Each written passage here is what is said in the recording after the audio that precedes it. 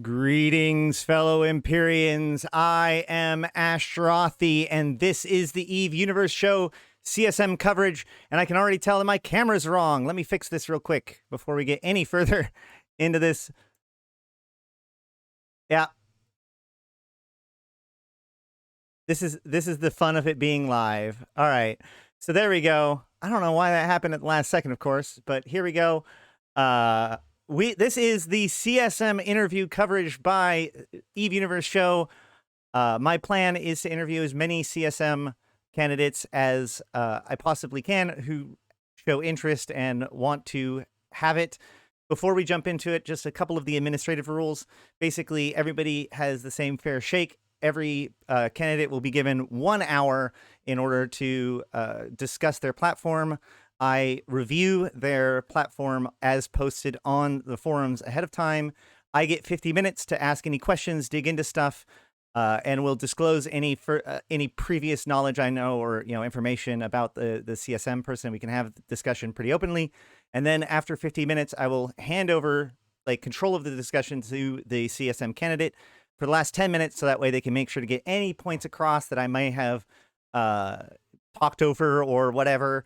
And then after that, after 1 hour, then that will be the conclusion of the interview, and we will get that over to YouTube so that way people can watch them all. That's the plan. And CSP, or not CSP, Phantomite is my first interview.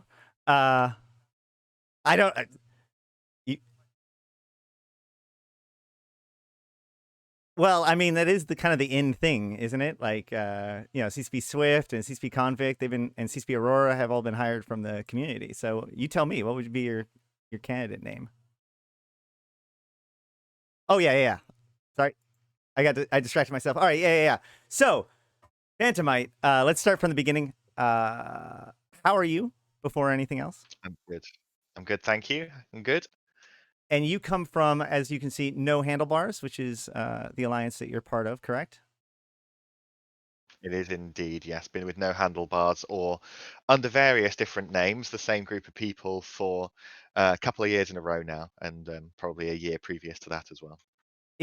By the way, it wouldn't be one of my shows if I didn't start with my guest muted. So it's okay. Just you fit in at this point now. Also, before we launch into your current platform, I think it is definitely worth noting that you are already on the CSM now, right? Yes, I am. This has been last year was my first campaign, and then my first year on the CSM, and I'm here to not give up. All right. So that's an interesting foreshadowing of events as well. Okay, so let's jump into this. Just going to your forum post, it is very clear that you have branded yourself the lowsec candidate.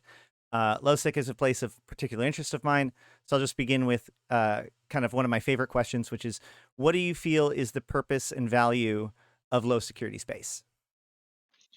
Low security space is a zone where there is combat and danger between capsuleers.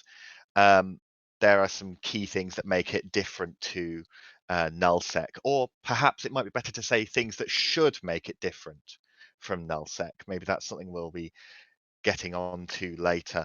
In my mind, lowsec is a space not for empire building, but for coming up against other people and for conflict to develop with everybody who is close by. That's what it should be. Okay, but what I'm looking for is a question as to why that should be. Like, what is actually the purpose?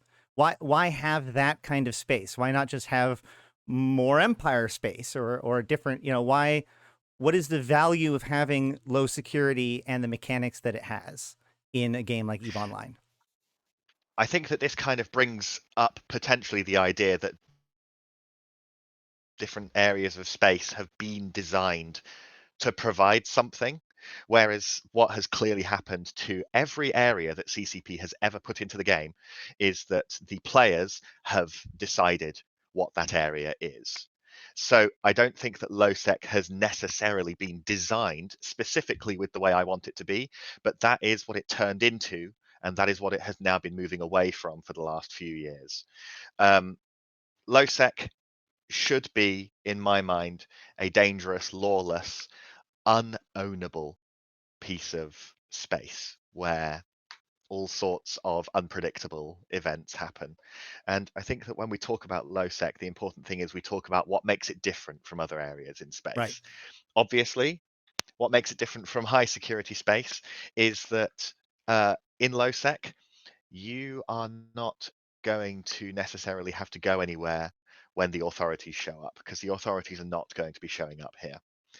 In nullsec, there are authorities. They just turn out to be players, and you stick around too long, and those authorities will show up. Lowsec is somewhere that the authorities um, shouldn't decide how things end. It is a space that's incredibly difficult to control, right? Like in high sec, you have Hmm. protections that will protect you and allow you to be able to operate in an area. In null sec, you can establish those protections yourself with your alliance. In low sec, it is very, very difficult to set up a place where you actually have control over an area of space in order to conduct an operation. And a huge part of that is the, compared to nullsec, the gigantic gulf in available infrastructure. In low security space, there are no iHubs, there are no Sino beacons, well, ones that require solve anyway. There are no gates just for you and your blues to use. And there's no bubbles either to impede transport. If you want to impede somebody's movement in low sec, you have to go there in a ship and do it yourself. Right. Okay, great. So, and then of course, LoSec is also an area for faction warfare space. How do you feel that faction warfare fits into that whole puzzle? Something that feels a little bit like it doesn't make sense, but in practice it does, is the way I view faction warfare space it is some objectives that are semi-set, not by players. Right. If you are a low sec resident who is into combat and you're not a member of faction warfare, your objectives are completely your own. If you are a member of faction warfare, you have some objectives that have been put in front of you, and then you have, well, in an ideal world, you have some measurable and useful progress to the efforts that you're putting in. Um, Over the years, ever since faction warfare was introduced, faction warfare started out for its first few years as being the core nutrients for activity in low security space. And I feel that that this sounds offensive, but I mean this in an incredibly complimentary way. It is the compost that activity grows in low sec, and I feel like those nutrients in this compost have been lost over the last few years. I think that they have been squeezed out. They have been pushed and pulled.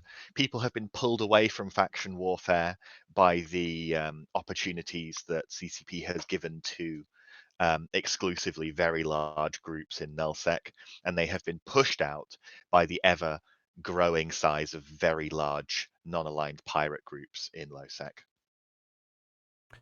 Okay, great. Yeah, I actually strongly agree with you on a lot of that. One of the things that one of the ways I've said it in the past is as faction warfare lives, so does LoSec. As faction warfare dies, so does LoSec. Right? Like, basically, it's that primary growth that allows secondary growth to come in. It's the reason why people are there, Exactly. which is why people are coming in to fight, which is why you find people to fight. Um, okay, great. So, but that's all well and good. And normally I can be like, okay, well, as a CSM candidate, what would you do with that as a CSM member? But we have the luxury of having you be a CSM member. So why don't we look at the last year? Because you said you've only been CSM for 1 year, right? I have, yes, Okay, yes. great. So let's look at the last year and see, like, can you point to anything in this last year that says, like, this is my influence? This is the kind of play thing that I have done this as a CSM, and the kind of thing that if you want continued, you will want to reelect me as a CSM. Absolutely, yes. Well, I'm going to slightly twist this piece of conversation because the key things that I came into that I wanted changed, none of these have been significantly taken up by CCP, in spite of being elected by people who are fully in support of these important matters that I want CCP to pay attention to. This is incredibly disappointing. The fact that my key areas, which at the time were um, an adequate replacement for the content that we lost when Passive Moons went away. That hasn't come back. People very, very much aligned with that when I was bashing that a year ago. In fact, people are still bashing it today. And what you might notice is that, quite rightly, a number of other CSM candidates are also now banging that drum as well. Now, Mm-hmm.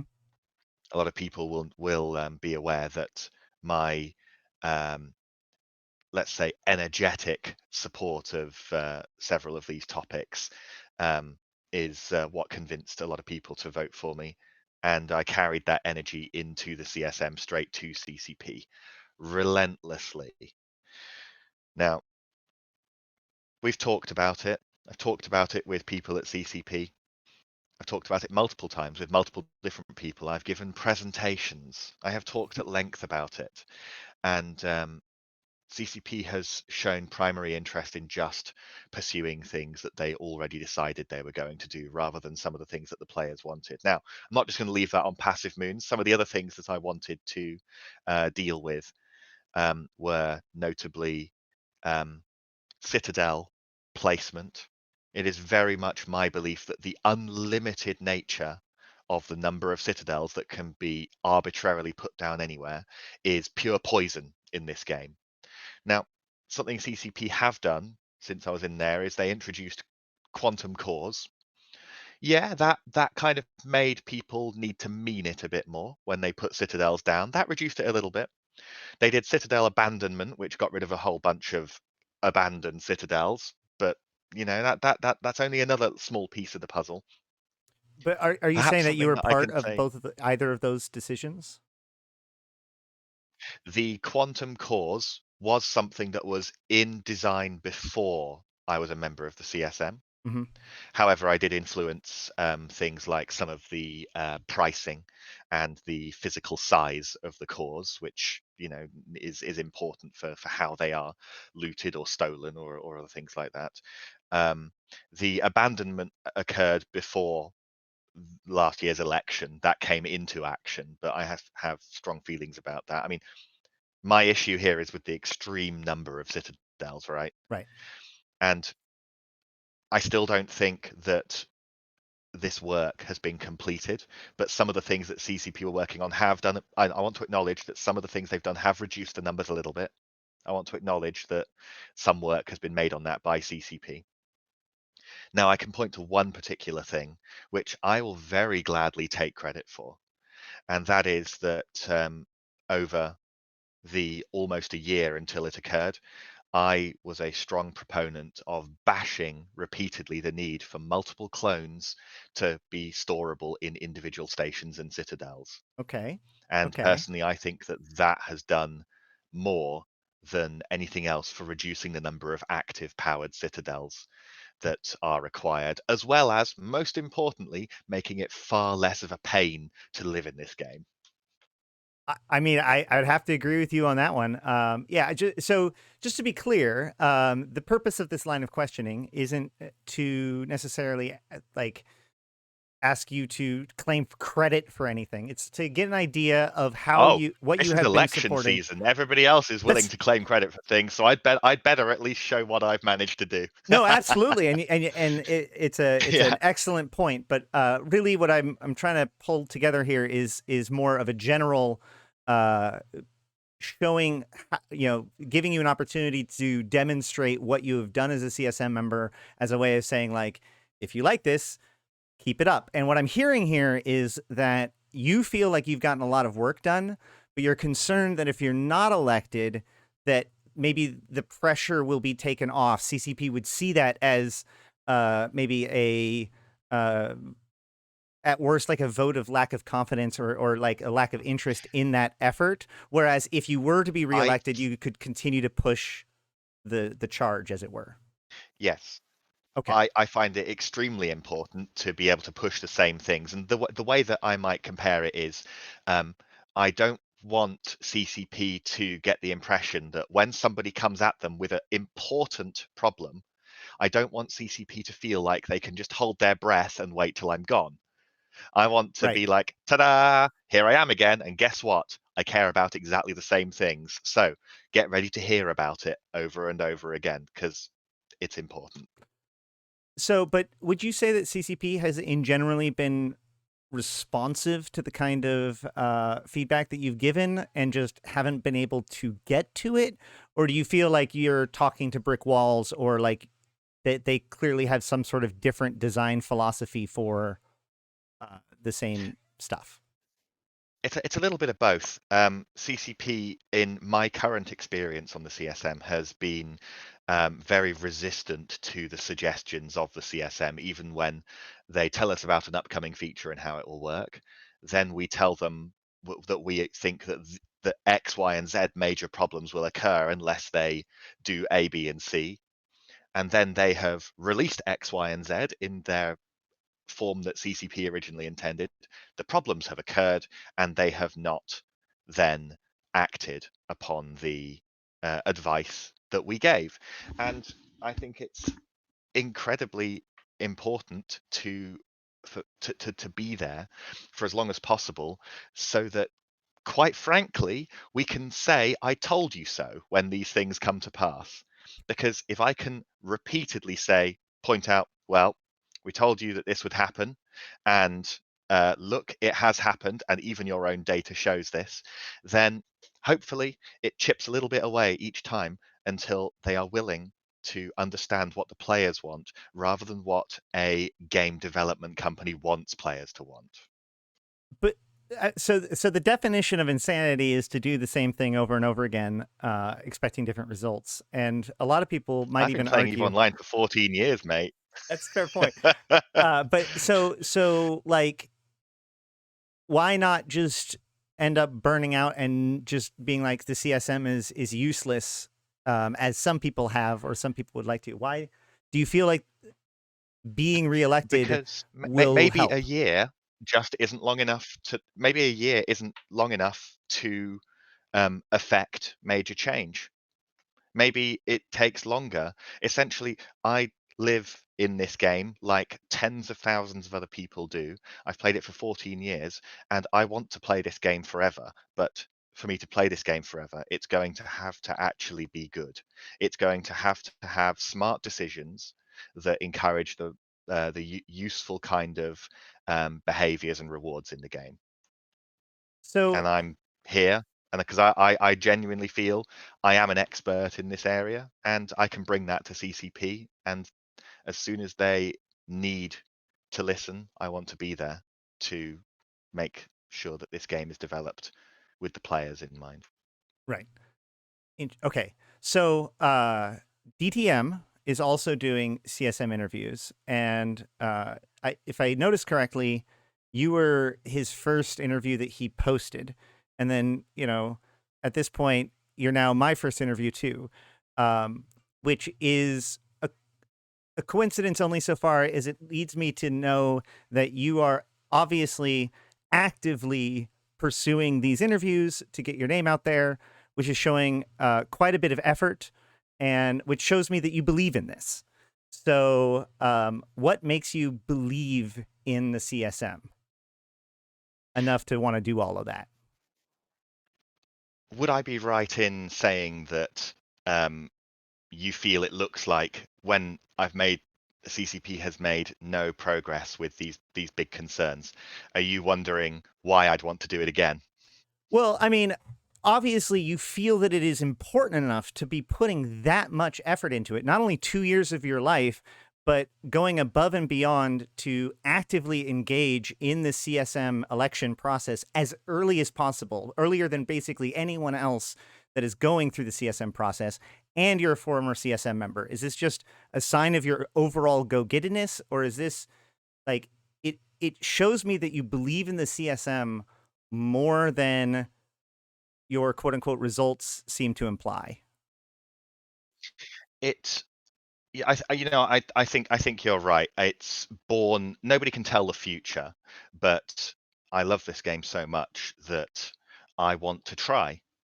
I want to try, and something valuable that I've taken from the last year as a CSM member is that even if CCP is not giving way yet on the things that I feel are the most important, the change and say that I've managed to have to modify some of the things that they have done, I think has been very, very valuable, not just to me and the way I play the game, but to the health of the game overall. And even if CCP isn't willing to budge on the things I consider the most important, I feel that my contribution to what they do is of huge value to the game. Right. Okay, so I also recently talked with Torvald, who was on the CSM with you, and also pretty much represented that same sort of like lowsec combat. And I remember also did a presentation with faction warfare. And from my understanding, this year with CSM was a lot more focused on you guys, the CSM, giving presentations to CCP about your passions, more so than CCP giving you guys presentations about what they're working on. Not to say that CCP didn't have things to show you, but it really shows that like this CSM, more than CSMs previously, I felt went to the summit prepared across the board, which I think might be worth noting. But that being said, I talked to him about it, and he said that he's confident that the things that he presented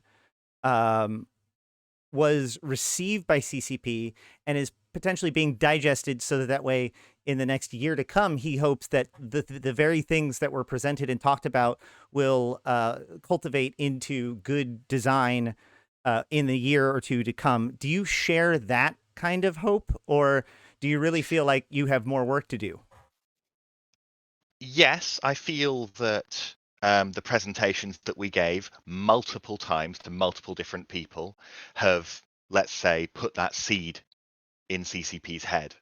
Whether it turns into anything or not is something I want to be there for. Um, I do not have faith that CCP can take a concern and then put it into their black box of development and then spit out the best product it could possibly be.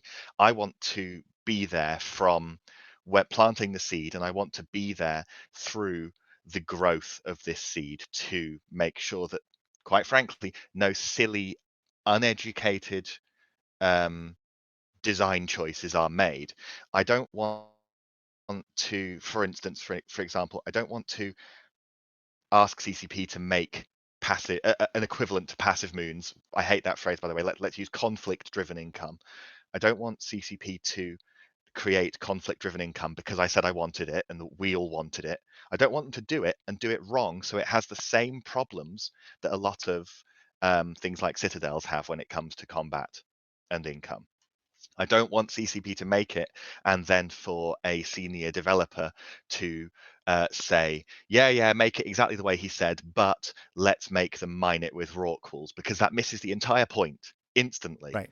But I do think that without the guidance through the whole process, I don't think that they can make the product to get 100% of what it could be possible to be. That's a fair point. So this week in particular, we've actually seen a lot of movement in the game recently. There's been two or three pretty exciting in-game events, some pretty big world news that are all hinting towards some sort of increase in conflict. Maybe anything from maybe a new event, but also kind of what's as we're moving into the next quadrant. Suggestions of CCP took away resource wars earlier this year or not last year, suggesting that it would come back in a new form, and there is some hints that that may be in fact one of the cases. There's also hints that all of this talk about war between the empires could be a hint towards more faction warfare updates and whatnot. Uh, I guess on twofold. One, do you, as now a member currently on the CSM, share those hopes about what the current events may mean? But more broadly, do you think that are you concerned that your argument that CCP doesn't have what they're doing with this might actually be undermined halfway through your campaign if, like, next week they announce that a giant faction warfare lowsec resources rebalance for the next quadrant or something like that? I'm scared because we are, whatever it is that CCP is currently hinting at is coming.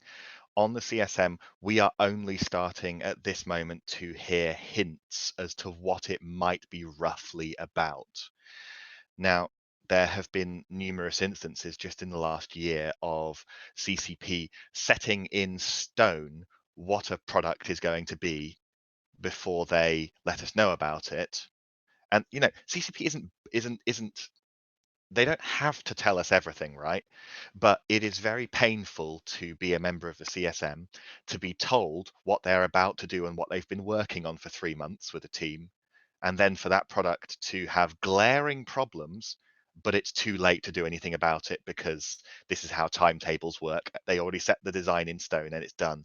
I I'm not sure. None of us are sure exactly what is coming, but it's clear it's coming very soon. And if it is faction warfare, I am scared that they might have discussed it internally, decided what it's going to be, and it's now kind of set in stone and almost ready without any kind of checks from any people who actually play the game in those areas. Um, we shall see. We shall see what comes out.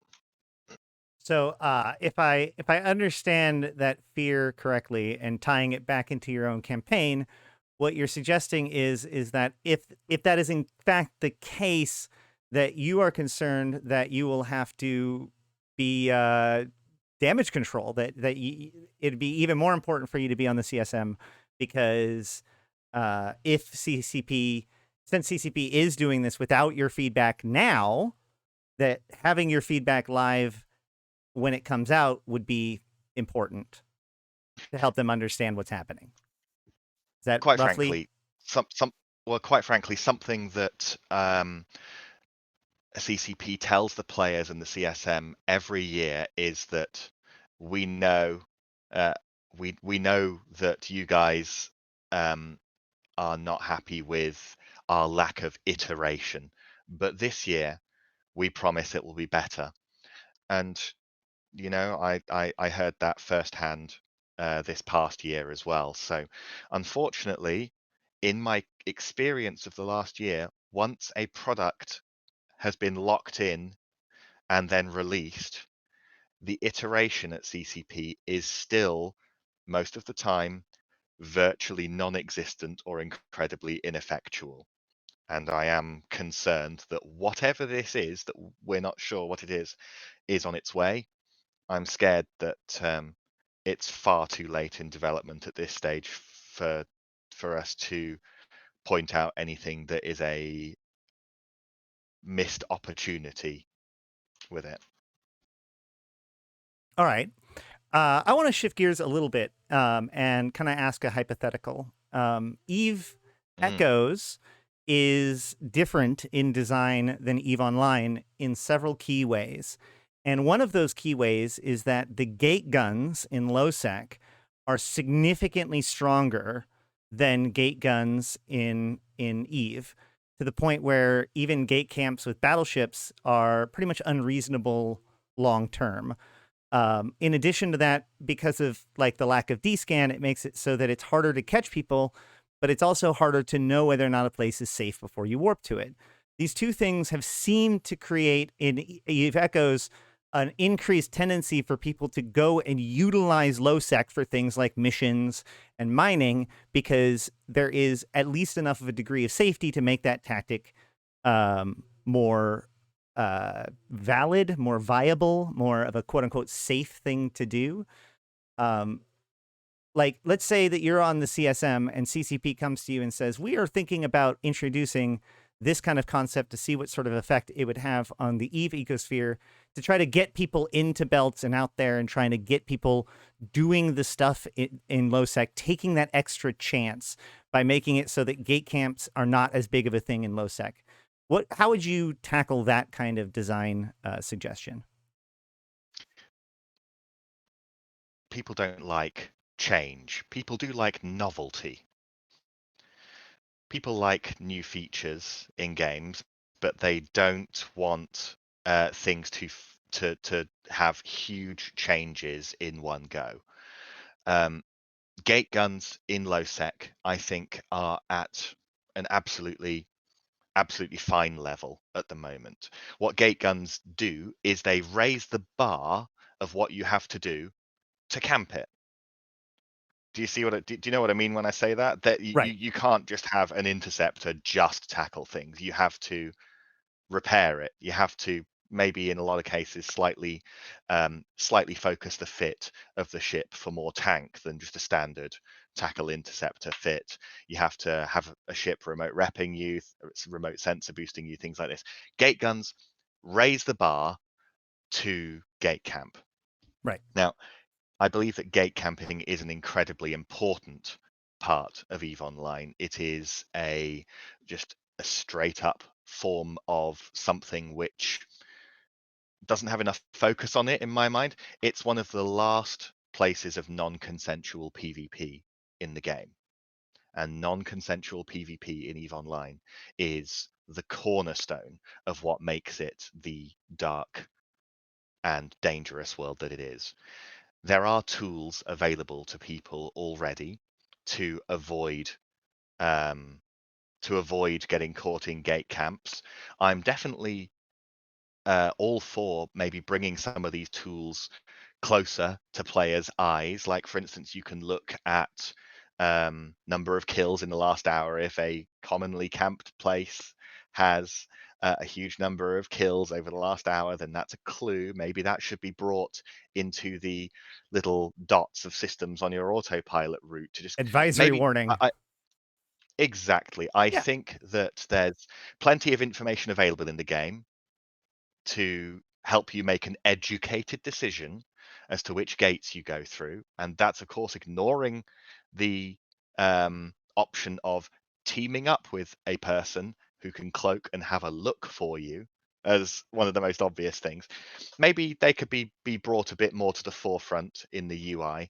Um, there's been a lot of conversation in the last few weeks about gate camping. Some people seem to be under the impression that you can't move an inch in low sec without getting caught in a gate camp, and these people are straight up wrong. That's true. I'm That is I'm only I'm correct I'm if you like autopilot directly out of Jita into Tama. Then you are correct. But yeah, like there are so many yeah. different ways I to mean, get into low sec that are I'm perfectly fine.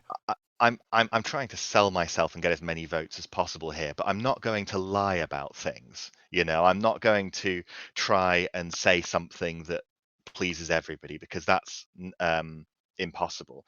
Um, there is no such thing as you can. There's no such thing as low sec means you will die instantly wherever you go. Right. The It's threat is by that's players. that's just in people's minds. Yeah. Um, I don't feel that the damage that gate guns put out are problematic in either direction at this stage. I don't think that there's any need to change that. It still factors in when our group is flying just a bunch of hacks or something, and we have some guardians, like we're in an actual gang. We still don't want to take the 300 odd DPS in some situations, depending on what the enemy fleet is flying. It Mhm. is still a factor, but it's not a factor to drive essentially PvP away from gates. Gates are important PvP flashpoints, and they should remain so. Okay, great. So just to follow up on that, and I want to stress that I'm not actually arguing on behalf of this design feature change. I just wanted to think of it as an opportunity for Sure, us to yeah. discuss a thing that, well, I'm saying that for everybody because I think people are now suggesting that I think that this is absolutely true. But like, so what if I said like CCP's goal is to get more people to see lowsec as a place to go and get activities, to take a little bit more risk, to get a little bit more pay. So optionally, like, how do we get people to go out there? The other day, I brought a skiff into lowsec, and I mined the entire skiff up just solo by myself, 2 jumps into lowsec, full of nice or whatever that in mineral is. Got home Yeah. and compressed it, and it was like 19 million ISK, and I was like, wow, that actually felt okay. I felt rewarded for my effort, and there wasn't enough threats for that to, I felt like I got away with it. You know what I mean? That was kind of cool. Um, the idea that I was suggesting there would be like, let's say we want to make doing level 4 missions in lowsec not the worst idea possible, by making it so that, the threat isn't just by jumping in, but if they probe you down or something like that. Like, if you get them in the sight, then you got them. But like, make it so that the border systems don't allow like straight up gate camps, so that way battleship pilots can feel confident in taking missions in lowsec. Do you think that that would be worth it, or what would be your argument against it? No, I know. I don't think if for instance, as an example, missions.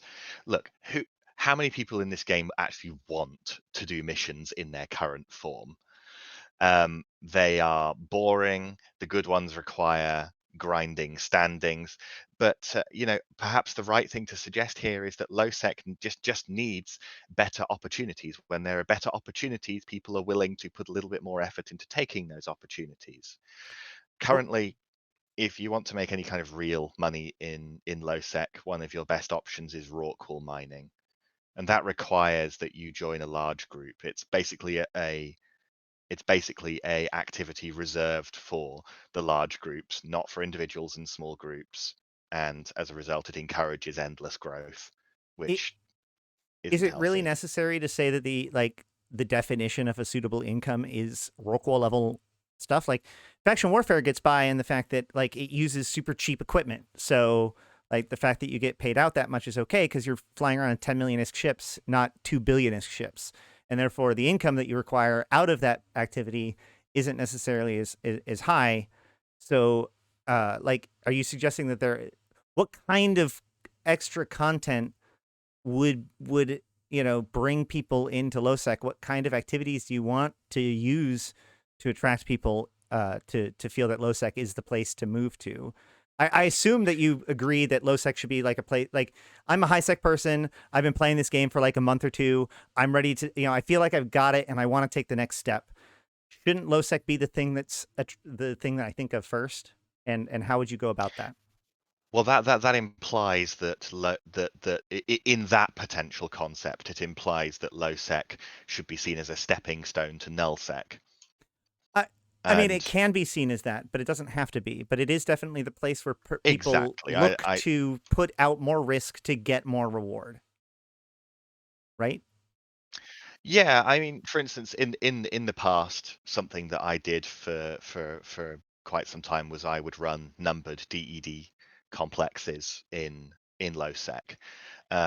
It worked then because the value of the items was very high when you took inflation, and the type of ships that CCP were encouraging you to aim for were perhaps a little bit less extravagant than a Titan. But with inflation, um, and hugely increased ratting in nullsec, the value of those items comparably dropped, Mm, and it just wasn't that great anymore. I mean, if yeah, we were going to, for instance, take raw cool mining as a comparison for something, I have a concept up on my website that is just for the purpose of showing that other options are available. Let's say you want to make some good ISK in lowsec. Rorquals make good ISK, but you need to be part of a big group. And the last thing lowsec needs is more rewards and encouragements for being a big group. right. Um, in my mind, a large group, the reward should be that you are a large group, not anything else. Yeah. Um, Well, I with find that mining problem. currently, Sorry, I find that problem doesn't like quite tack on the issue, and it is something that you also talk about in your panel or in your platform. So I kind of want to bring this up and shift over to that, which is the effect of super capitals in lowsec. So the reason why you need that big group is actually because you need the supers, because they're going to bring supers to kill you, and there's no amount of not supers that will face up against amount of supers and win. Which unfortunately, the other key piece to that is that supers cannot be built in lowsec, which means if you want to have any presence in lowsec, you have to first have some sort of connection to nullsec in order to build the capitals or super capitals in order to project that force into lowsec. And therefore, if super capitals have have a disproportionate effect on lowsec life, that makes it so that lowsec groups just don't get to have access to defenses against it. Um, but yet in your thing, you say that you're against the notion of banning super capitals completely from lowsec. So defend that position and talk about how you would fix this Mm. particular problem without doing that. It's easy to defend because we do know from before citadels and the significant changes to capitals 5 years ago, we do know that they super capitals in low sec were surmountable. You could get past them. It certainly was the case um, before the major capital changes that, for instance, let's say Nix's were primarily anti-capital ships rather than just anti-ship ships. Something that I have fought against, and that was possibly the most famous reason that people started to get to know me, was I went to Eve London and I specifically complained on the microphone about the fact that capitals and super capitals simply had so many features that you previously needed subcapitals for, like tackling, Right. with sirens and things like that. Before that, these ships were limited to damage. They had a much narrower scope. And I still believe that narrowing the scope further of what supercapitals can do on a field is key to them not being supreme But in large groups. doesn't that risk balancing nullsec for the sake of lowsec at that point? Like if you're Why saying should like, nullsec also be balanced around who has the most supers? well, Just because I'm trying to balance lowsec doesn't mean that nullsec isn't also infested with poison. I mean, that's fair. And if you're saying that supers are a problem across the board, then that's an interesting argument too. But it sounds to me like you're saying like the problem isn't supers in lowsec. The problem is that supers have to be basically nerfed further, just more broadly. Is that It's two things. It's the if we're I think that we should actually broaden this to all capital ships, not just supers. Um, they are capable of fulfilling too many roles. I mean, I know that you can't fit the support fighters anymore, but I'm still not happy with the way that they can hit sub-capital ships with their long-range fighters. I'm still not happy with their ability to do that. But part of the problem here is just they are far more oppressive when they are in such large numbers as right? well. Back in what I might term the good times, a super capital drop would be 3 or 4 of them, not 20 or 30 or 40. And it is the sheer size of groups that CCP repeatedly encourages with its mechanics that has elevated the oppressiveness of these ships. So they've nerfed supers several times though in the last year. And so what? How has your how have you been involved in that process as a CSM this year? Well, I is the Swiss Army aspect of fighters with their fighters, heavy long range fighters, tackle fighters of various sizes.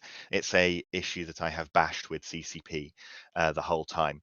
One of the biggest problems that CCP has that with these things is it's very difficult to remove an ability once you've put it in the game. And I want to encourage them to, quite frankly, take that step and, as an example, remove sirens from the game. Sirens shouldn't exist in EVE Online under any circumstances. You should bring another ship to tackle for you. And if your problem is, well, they'll kill that ship, then the answer is yes, they'll kill that ship. I don't think that there's any legitimate argument that these ships should be able to perform all of these roles by themselves. By Can't they making just kill the capital sirens? ships, it's not but they can load another one and launch it, and here's the key thing: it requires another pilot. Right. Yeah. No, That's I the key definitely thing. understand that. Yeah, yeah, yeah. So yeah, kill the siren, but what if they've launched two? The Fair enough. problem is this ship that is launching sirens has a million EHP, and it's it previously this was accomplished by bringing a pilot to perform that role so that your carrier could perform. It was a team-based ship, but now they can do all of these things by themselves. It has got better. They changed it to afterburners rather than MWDs, but I'm still offended by the existence of these things. But were you involved as a CSM member in any of the discussions that led to any of the changes? How do you feel that the changes that have happened so far have gone? Um, Do you have any particular changes in mind? Because like a number of the changes, such as the changing them to afterburners and things, occurred just before I became a member of the CSM. well, there was, there was positive changes, like the super capitals got their recloner, but then, if I remember correctly, haven't there been some Oh, tank in the let's not application? even let hold on. Let's Okay, not consider the recloner as a particularly useful module in this game. that's fair. Okay, fine. But okay, fine. But obviously, there's been a lot of discussion about the rebalance of capitals and super capitals this year, including some changes that have happened, including the changes involving the prices being apparently going up so much with the industry changes. Have you been part of any of those discussions this year? And do you feel Yes. like you've contributed anything to those discussions? And is there anything that you can point to as a contribution? Yes, well, some things are yet to be revealed by CCP regarding the eventual prices of these ships, because redistribution of minerals is still to come. Who knows? They might get more expensive, they might get cheaper as a result. What if CCP suddenly makes minerals get mined far faster?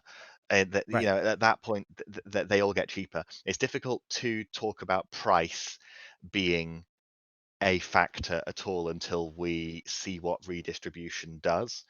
But something that I'm definitely keeping my eye on is that super carriers never cost the price of just three dreadnoughts. Again, that's hugely unbalanced. That is a good point with all of this freak out about how much supers and titans are costing now.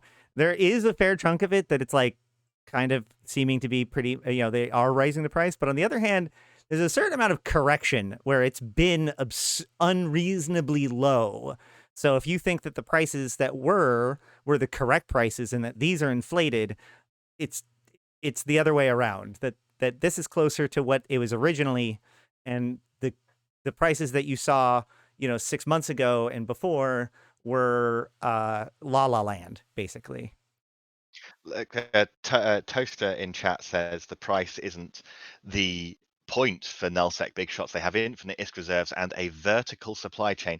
I think perhaps the vertical supply chain is perhaps the most interesting thing about these upcoming industry changes to the way you build capital ships. They require materials.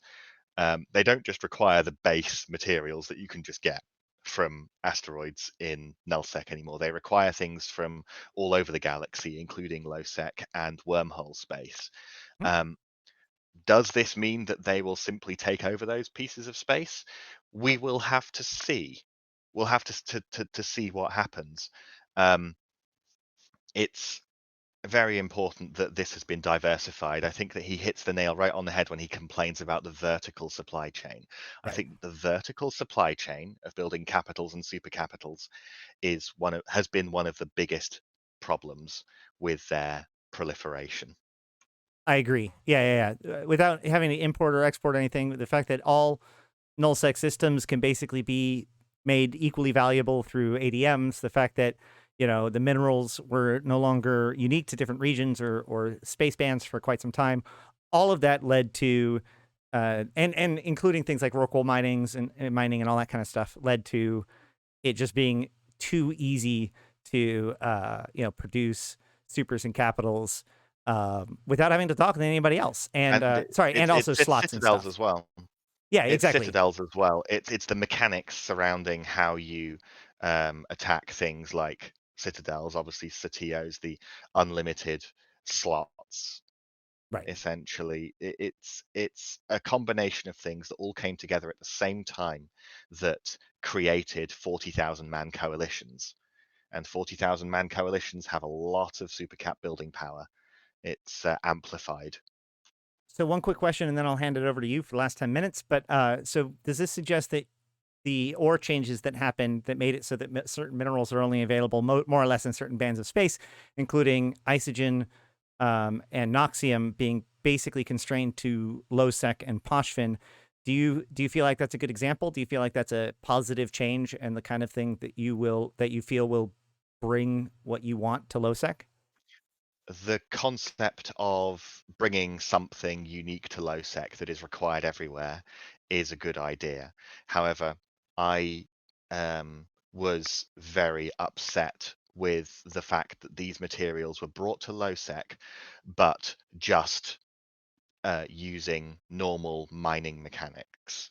Because this is something that I've touched upon already, but by increasing the opportunities for Rorqual mining in lowsec, I said to CCP when said they were going to do this, I said, if you increase the Rorqual mining opportunities in lowsec, then groups that are already in lowsec will just team up or create non-aggression pacts for their Rorquals so that they can make the money.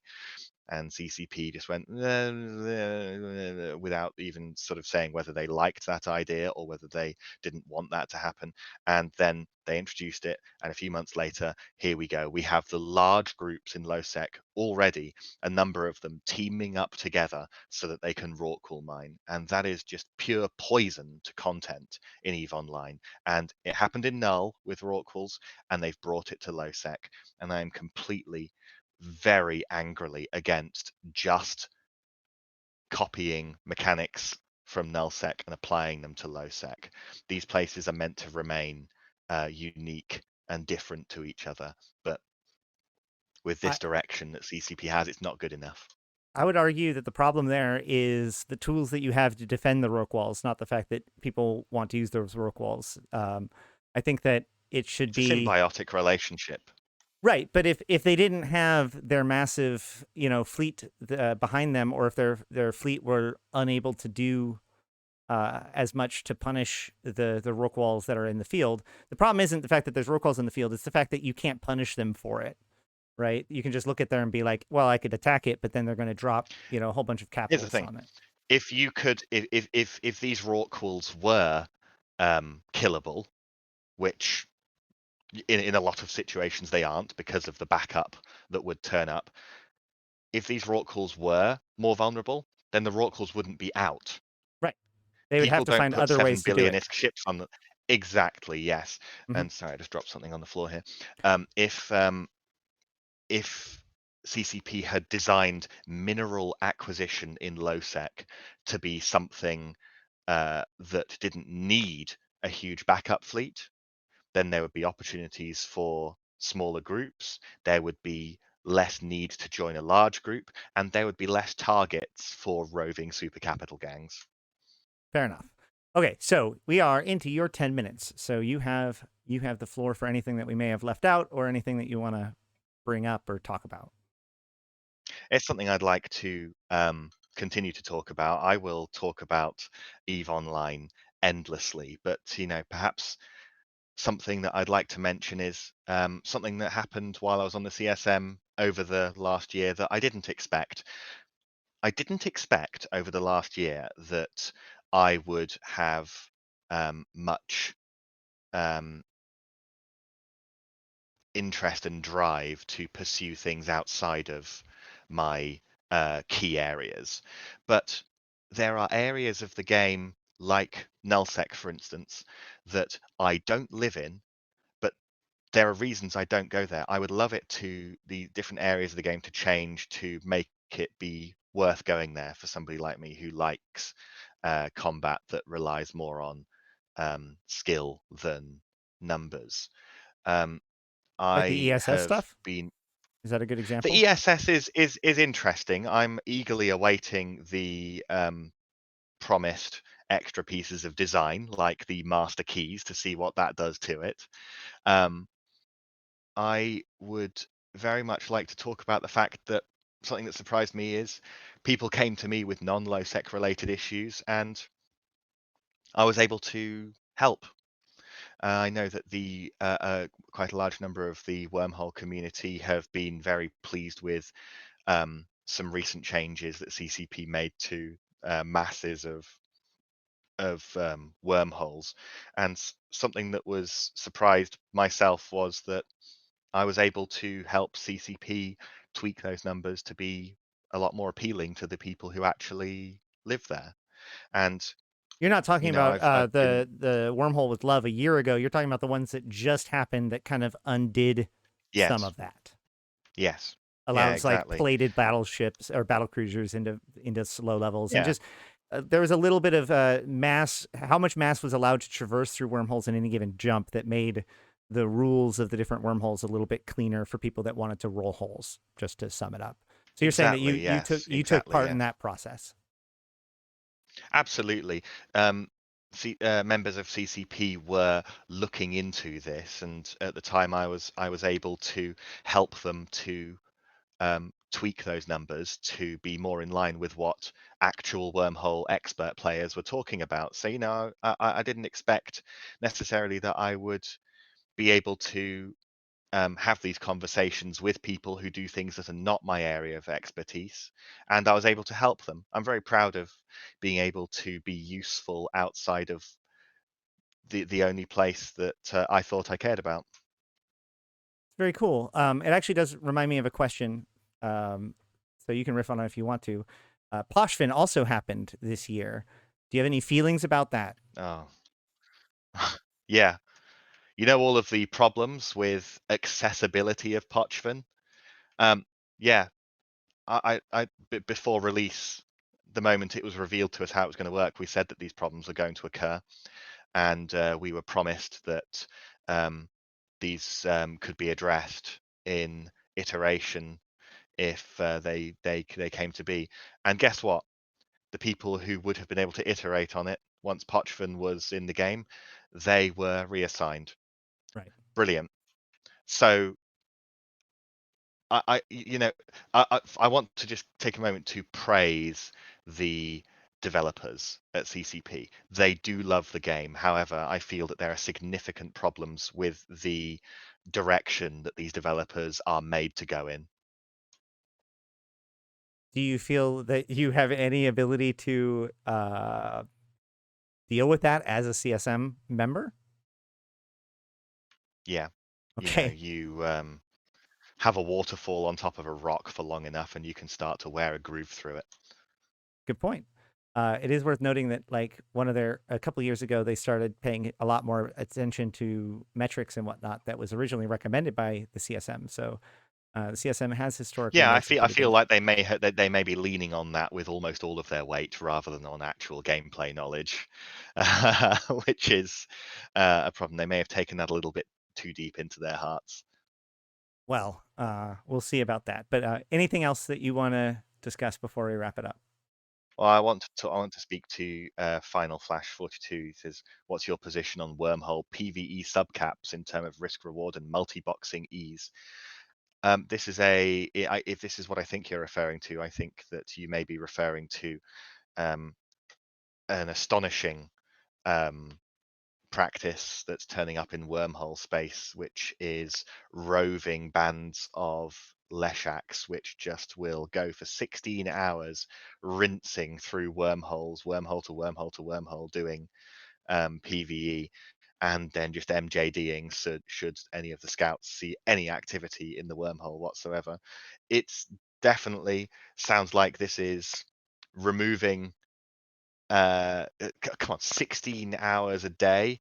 Don't tell me that these are entirely real people or multiple people controlling multiple accounts. This is multi-boxing or botting or a combination of things like this.